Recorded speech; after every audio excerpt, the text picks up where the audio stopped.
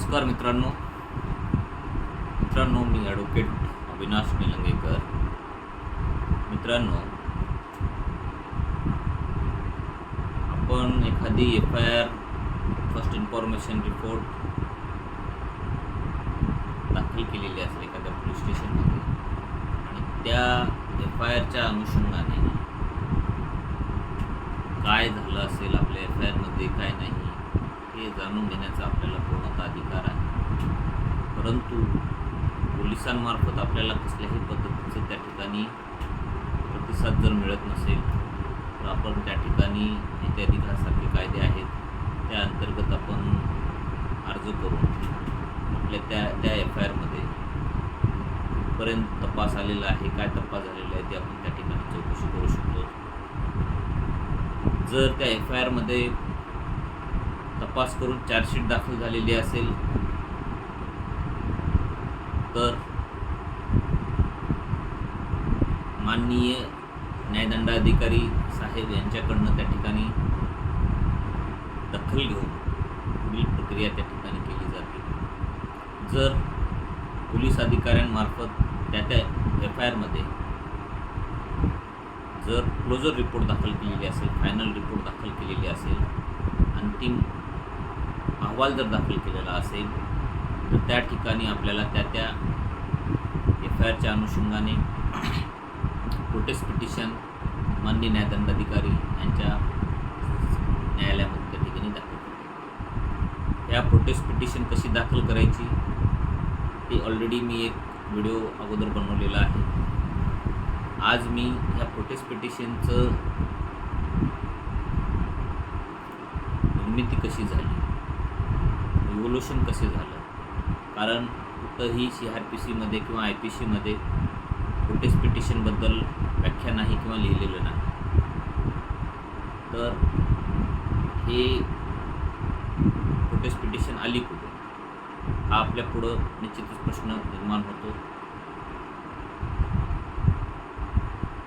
माननीय सर्वोच्च न्यायालयामध्ये एक केस त्या ठिकाणी गेलेली होती. त्या केसचं नाव आहे भागवत सिंग विरुद्ध कमिशनर ऑफ पोलीस. 1985ची ही केस आहे. ह्या केसच्या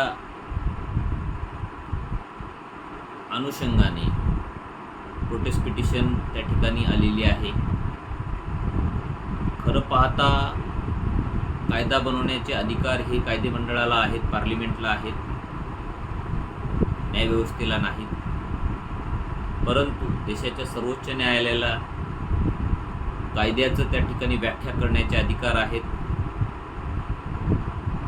त्याच अधिकाराचा वापर करून माननीय सर्वोच्च न्यायालयाने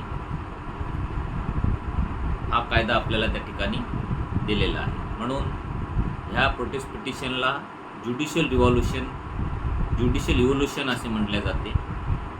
ज्युडिशियल इव्होल्यूशनमधून हे कायदा आपल्यापर्यंत आलेला आहे.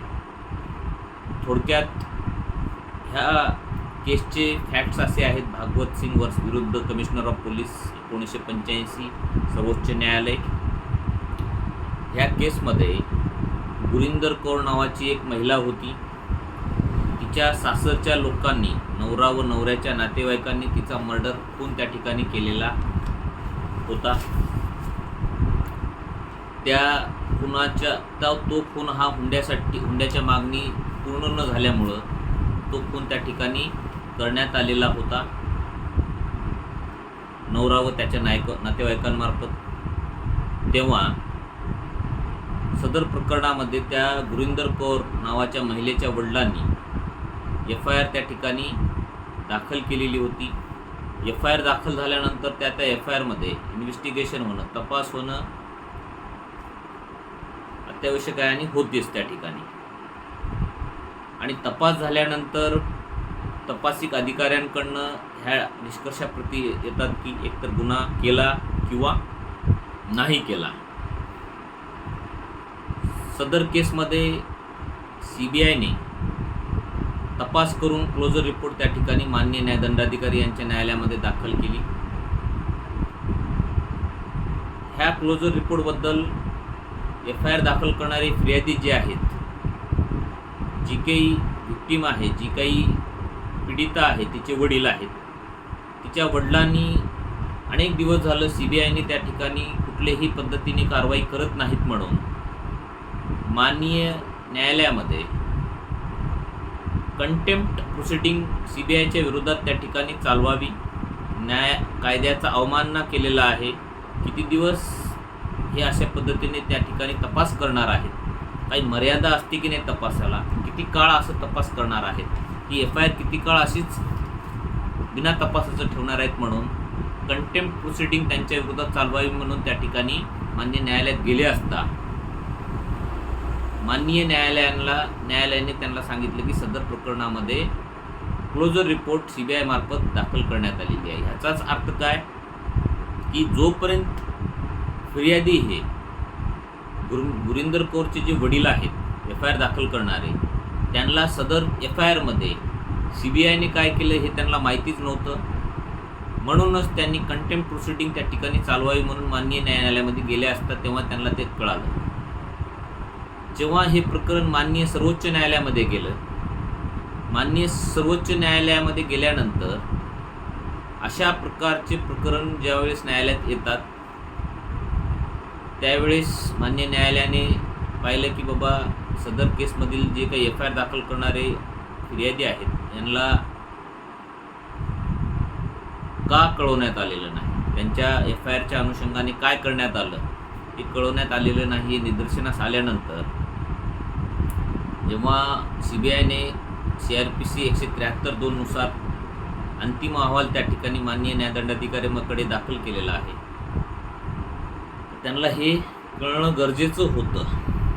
हे का कळालं नाही म्हणून त्यांनी त्या ठिकाणी CRPC 173 सबकलम 2 त्याच्यातली सबकलम 2 173 2 आणि 2 रोमन 2 त्याच्यामध्ये त्या ठिकाणी स्पष्ट असा कायदा आहे की जी काही तपासिक अधिकारी आहेत त्यांनी त्यांच्या FIRच्या अनुषंगाने जे बी तपास केलेला आहे तो तपास त्या इन्फॉर्मंटला देणं कायदा आहे, गरजेचं आहे. मॅन्युअली हा कायदा आहे. तो असा आहे section 173(2) subsection 2. The official shall also communicate in such manner as may be prescribed by the state government the action taken by him to the person, if any, by whom the information relating to the commission of the offense was first given. अशा पद्धतीचा स्पष्ट कायदा त्या ठिकाणी आहे. तर तुम्ही त्यांना का कळवलं नाही? त्यांना कळवणं, FIR दाखल करणाऱ्या व्यक्तीला कळवणं हे गरजेचं आहे. हा तर कायदा आहे, कायदे मंडळाने बनवलेला हा कायदा आहे. याचाच अर्थ जेव्हा आपण त्या FIR दाखल करणाऱ्या फिर्यादीला कळवतो, इन्फॉर्मंटला कळवतो, तर नुसतं कळवल्यानंतर बा त्याच्यामध्ये त्यांना कळवलं की बाबा तुमच्या FIR मध्ये आम्ही अंतिम अहवाल दाखल केलो की तुमची FIR आम्ही खोटी ठरवलो किंवा जी काही घटना घडलीच नाही असं म्हणून ठरवलं. हे कळवल्यानंतर त्याला काही अधिकार देणं गरजेचं आहे. ते अधिकार म्हणजे त्यांना कळवल्यानंतर तुमचं तर आम्ही FIR क्लोज केलेली आहे, ते कळवल्यानंतर त्यांना काही अधिकार देणं गरजेचं आहे. कारण संविधान असं सांगते की प्रत्येकाला फेअर ट्रायलचा अधिकार आहे, योग्य ते तपासाचा अधिकार आहे, योग्य ते न्यायाचा अधिकार आहे. हे तर कायदा आहे, कायदे मंडळाने बनवलेला आणि संविधानाने बनवलेला मूलभूत हक्क आहे की प्रत्येक FIR दाखल करणाऱ्याला, फिर्यादीला त्याच्या केसमध्ये त्या तपासिक अधिकाऱ्यांकडनं काय करण्यात आलं, योग्य तपास करण्यात आला किंवा नाही हे समजणं अत्यावश्यक आहे. आणि हे समजल्यानंतर त्यांची FIR कशी खरी आहे, ॲडिशनल इव्हिडन्स त्यांनी देऊन अधिकचे पुरावे देऊन त्या ठिकाणी आमची फिर्याद कशी खरी आहे हे बी दाखवून देण्याचा त्यांना अधिकार द्यायलाच पाहिजे आणि हा देणं गरजेचं आहे. प्रत्येकाला न्याय मिळणं गरजेचं आहे, योग्य ते तपास होणं गरजेचं आहे, योग्य ते ट्रायल चालणं गरजेचं आहे. हे त्यांचे मूलभूत अधिकार आहेत संविधानाने दिलेलं. म्हणून माननीय सर्वोच्च न्यायालयाने कायदे मंडळाने जे काही कायदे केलेले आहेत त्याची व्याख्या करत, त्याचं स्पष्टीकरण करत, त्या कायद्यांचं इंटरप्रिटेशन करत त्या ठिकाणी प्रोटेस्ट पिटिशन त्या ठिकाणी आपल्या सर्वांना दिलेली आहे. प्रोटेस्ट पिटिशन ही न्यायालयीन प्रक्रियेतून आलेला कायदा आहे. यामध्ये माननीय सर्वोच्च न्यायालयाचं असं म्हणणं आहे की प्रिन्सिपल ऑफ ऑडी अल्टम फाल्टम, म्हणजे ही एका बाजूचं ज्यावेळेस म्हणणं आलं, पोलीस रिपोर्ट त्या ठिकाणी आला, तर त्या ठिकाणी दुसऱ्या बाजूचं म्हणणं ऐकणं गरजेचं आहे, संविधानिक आहे आणि कायदेशीर आहे. म्हणून त्यांना त्याची बाजू मांडण्याचा अधिकार देणं हे आपलं कायद्यानं दिलेला अधिकार आहे. त्यातूनच हे आपल्याला प्रोटेस्ट पिटिशन मिळालेली आहे. ही कुठलाही कायदा, कुठलेही अधिकार, कुठलेही तपासिक अधिकारी असतील किंवा कुठलेही कर्मचारी असतील, ज्युडिशियल असतील किंवा पोलीस असतील, यांना संविधानाचं पालन करणं गरजेचं आहे. त्यांचे कुठलेही अधिकार किंवा कुठलाही कायदा हा संविधानाचं व्हायलेशन करू शकत नाही किंवा त्याला हे करू शकत नाही, त्याच्या विरोधात जाऊ शकत नाही. त्याच्यामुळं प्रत्येक फिर्यादीचं हा मूलभूत अधिकार आहे की त्यांना त्यांच्या FIRमध्ये, तर FIR CRPC कलम 154 नुसार त्या ठिकाणी दाखल केल्या जातील आणि तपास हा कलम CRPC कलम फौजदारी प्रक्रिया संहिता कलम 157 नुसार त्या ठिकाणी केली जाते आणि दोषारोपपत्र चार्जशीट ही कलम 173(2) CRPC 173(2) नुसार त्या ठिकाणी माननीय न्यायदंडाधिकारी समक्ष दाखल केल्या जाते. आता कलम 173(2) सब कलम 2 आणि कलम 157(2) नुसार माननीय सर्वोच्च न्यायालयाने या ठिकाणी प्रोटेस्ट पिटिशन आणलेली आहे. प्रत्येकाला त्यांच्या FIR नुसार योग्य ट्रायल चालणं, योग्य न्याय भेटणं, योग्य तपास होणं हा त्यांचा मूलभूत अधिकार आहे, हे दाखवून दिलेलं आहे माननीय सर्वोच्च न्यायालयाने. आणि या प्रोटेस्ट पिटिशनचं त्या ठिकाणी निर्मिती झालेली आहे. आता कलम 173(2) नुसार तपासिक अधिकाऱ्यांनी समजा क्लोजर रिपोर्ट दाखल केला,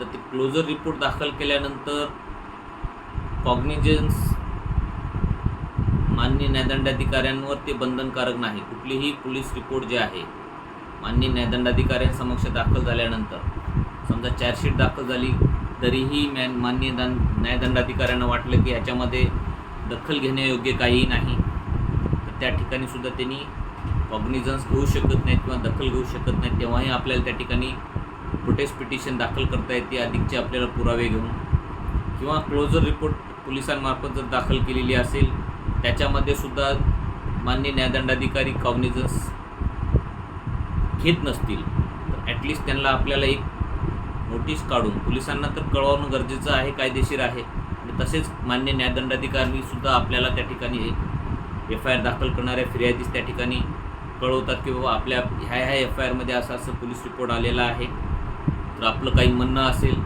त्या ठिकाणी आपण मान्य न्यायालयामध्ये येऊन दाखल करावं, म्हणजेच प्रोटेस्ट पिटिशन त्या ठिकाणी दाखल करावी, अधिकचे पुरावे घेऊन दाखल करावेत. असा ह्या ठिकाणी हा प्रोटेस्ट पिटिशनचा कायदा माननीय सर्वोच्च न्यायालयामार्फत आपल्याला त्या ठिकाणी मिळालेले आहे. आपल्या हक्काचं रक्षण करण्यासाठी मिळालेलं आहे.